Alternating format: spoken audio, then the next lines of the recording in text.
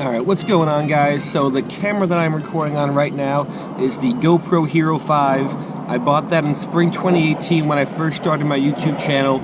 It is now spring 2023 and it's time to get a new one. It's pretty beat up. It still works, but the battery life is pretty bad. It's got some cracks on it. It's no longer 100% waterproof. So I was going to buy the new GoPro, the new Hero 11. I think that's the newest model, but it was way too expensive. I believe it brand new was more than twice what I paid for this Hero 5 brand new. So I did some research and I found the DJI Osmo Action 3, and this is the new camera I'm going to be using with. So it is the maiden voyage for this thing. Still got the protector there on the lens. But basically this fishing session is all about testing the new camera. We're going to be fishing for some panfish. I got my Sencore Avid panfish rod. We'll throw around a little, I don't know, Nico caddisfly or something small. We'll try to get some bluegills and whatnot. But mainly I just want to get familiar with this camera, see how it works. So hopefully it's a little bit better quality. Can definitely record a better quality. So let's see if that is a noticeable difference. So yeah, let's get this thing all ready and let's start fishing.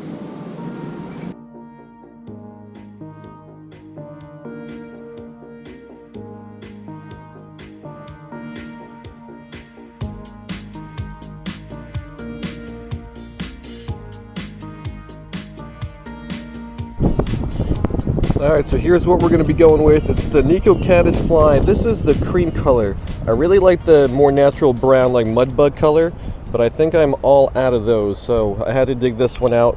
So we got the cream color Nico caddisfly, one of my favorite little soft plastics for fishing for panfish. Let me show you how I have it rigged up here. It's just on a 1/32 ounce jig head. I mean, I like natural presentations. Of course, that chartreuse color isn't natural, but it's the jig head I had tied on already because I ran out of the more natural colored ones. So we'll flip it out there.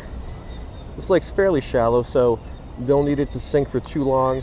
Then we'll swim it back slowly, twitch the rod tip a little bit. I am now recording on the new camera, so hopefully this is coming out pretty well.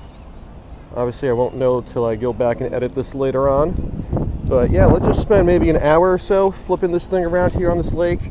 Getting some fish would be great, but if not, I just want to see the quality of the camera, figure out how it works, how to use it, and have a nice little test run with the camera. All right, let's keep going, see if we can catch some fish.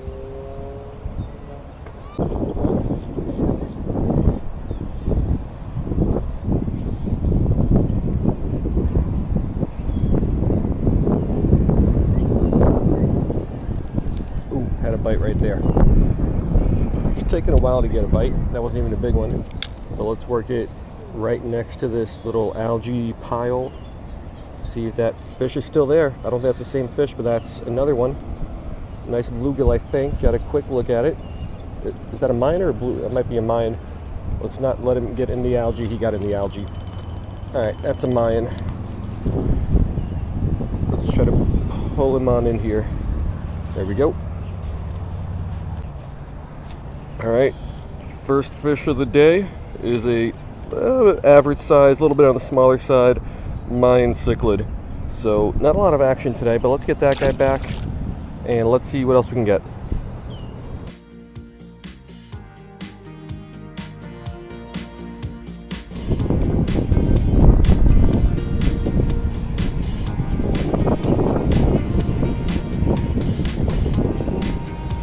So the action today is not very good, and I don't think that has anything to do with me. Number one, the water is really murky. There's a ton of this algae close to shore, which kind of essentially kills all the shoreline fishing. There's no fish within it. I've been trying to fish the edges of all the algae, but on every cast, literally every cast, I end up pulling up at least a little bit of algae on the end of my lure here. And this happens on this lake every once in a while, and I haven't been able to figure it out.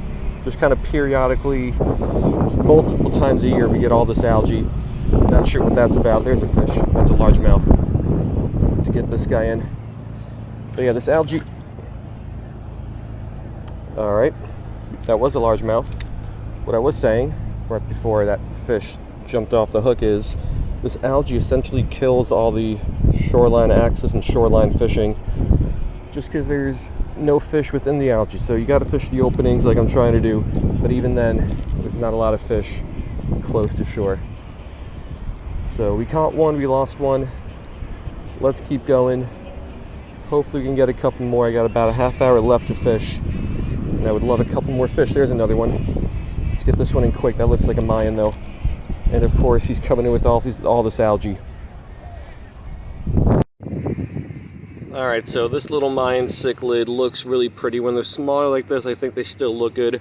Once they get bigger, I think they look a little bit uglier, but when they're smaller, I think they look really nice. And I'm recording this on my cell phone because my brand new camera, after 20-25 minutes of recording, overheated and stopped working, which is going to be a problem if that happens down here, because Florida's always hot. So we'll get this guy back, and hopefully the camera starts working again soon.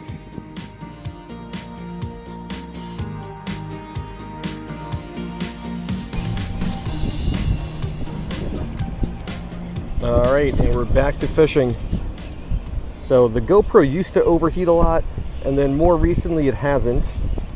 And honestly, number one thing I would need out of these cameras is to make sure they don't overheat and that they actually work. I can't think of anything more annoying than missing a cool catch because the camera got too hot and there's some more algae on the end of my lure here. But yeah, I just need some reliability, so hopefully that doesn't happen too often. I guess I could do a better job putting it in the sun, but I'm outside a lot. I'm in Florida a lot. It's hot a lot. So that would be a problem if that happens a lot.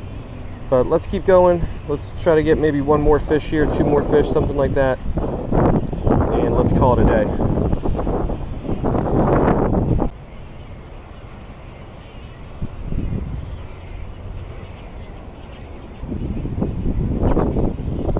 Here's a fish. That's another Mayan. That's a bigger Mayan. This guy will put up a nice fight. Pulling a little bit of drag here. But yeah, a lot of orange in the water, and there's no other fish out here that fights as well as these Mayans do. Just let him tire himself out a little bit. If I lose him, I don't really care too much that I lose him, because he's going to be a pain to handle and unhook anyway. But yeah, this is a nice sized Mayan cichlid. There we go.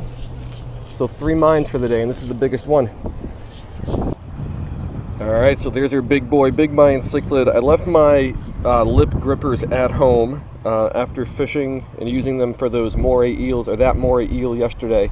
I kind of had a wash to get the slime off, and just forgot to pack it again. But this is a really fat Mayan cichlid, not as big as they get, but this is a really nice size one. So let's get this guy back. We'll make a few more casts here and there. Let's try to get one more fish. Still got time. Let's get this guy back and let's get one more.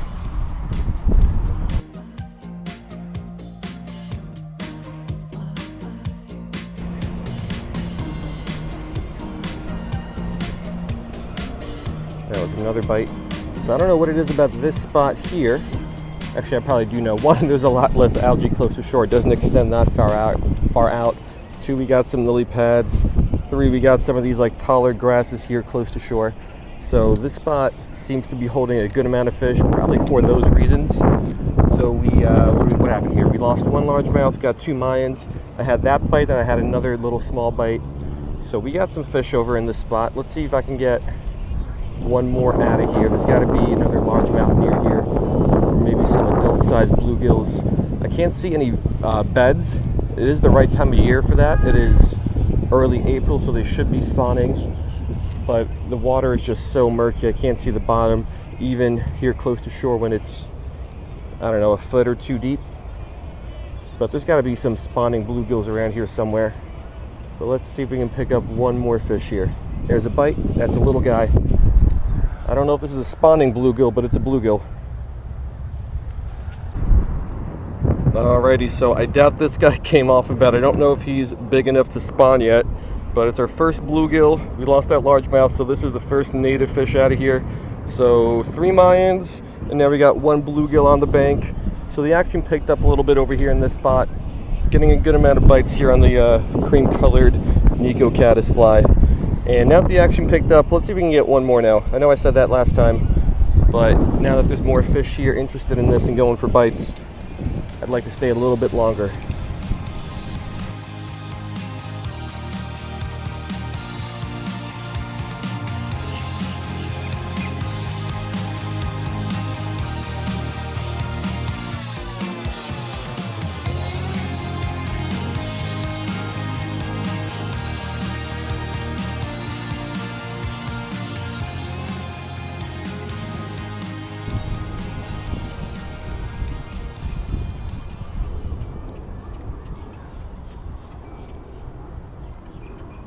There we go, fish on. That's another nice one. I think that's gonna be probably another Mayan. No, that's a nice bluegill. Let's get this guy in. Let's get him out of this algae here. Okay, I don't want to bring all that in with him. And now he's wrapped up in these grasses. There we go, nice bluegill. All right, so let's take a look at this guy. It's a bluegill. Love bluegills, love native fish. Way better than those Mayan cichlids, even though he's a little bit smaller. And this guy put up a great fight. So I don't think we're going to be able to catch anything that I like better than this today. So let's go ahead, let this guy go, and let's go ahead and wrap it up. Love ending it on a beautiful native copper-nosed bluegill like this. Really amazing colors on this guy. All right, let's get him back and let's wrap it up.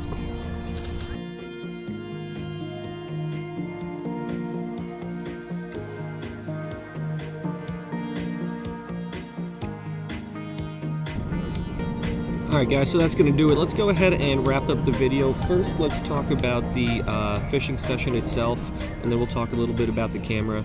So, number one, it was a pretty slow day. I think that was mainly due to all the algae that was here close to shore. Very tough to find fishable access. Got a couple bites early on, found one spot that held a pretty good amount of fish, and then we got a nice little bluegill here at the end.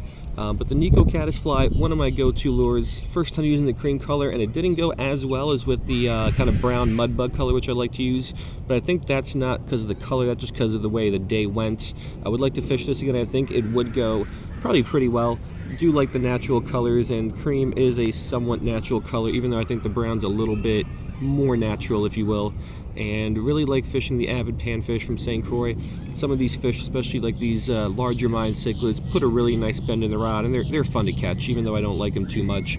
Would much rather prefer the more well, not the more native, the native bluegill sunfish, like that last one we caught, looked really, really nice.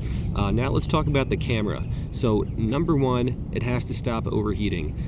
3 times today it overheated. Twice while I was fishing, and then once while I was doing this little outro. So it's my second time recording this outro. So that's going to be a problem because I spent a lot of time in the heat and in the sun. And number one thing I need from these cameras is for them to be reliable and not turn off on me while I'm out there fishing. One, because I'm going to miss some cool action, but two, it's going to be really annoying to have to work with that. So hopefully we can find a way to make that not happen as much. Now, I've read GoPro has said before that their average user records a video that's about 2 minutes in length. That's the average video for the average user. And at that during that time frame, there's no risk of overheating. So that's not an issue they really sought to address.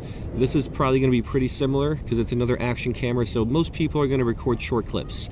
Me, I record hours at a time on these things, so I guess they are prone to overheating, but I really hope that doesn't happen. But I like the user interface on this camera. I like the settings, the video quality. I'll check at home, but on the screen right now looks really clear. It also has 2 screens. It has a screen right here that I can see when I'm recording, kind of when it's facing me. Also the screen over on the back, obviously, like basically every other camera does. So as long as these things don't overheat, as this thing doesn't overheat, I think I'm gonna like it. But for a first little test run, I think it went great. We'll check the quality once I get home, but I'm pretty happy with it. Now just don't overheat and we'll be okay. So yeah, pretty good day of pan fishing with the Nico caddisfly on the St. Croix Avid Panfish, and hopefully more good things to come here from the DJI Osmo Action 3. Hope you guys liked it, and I will see you next time.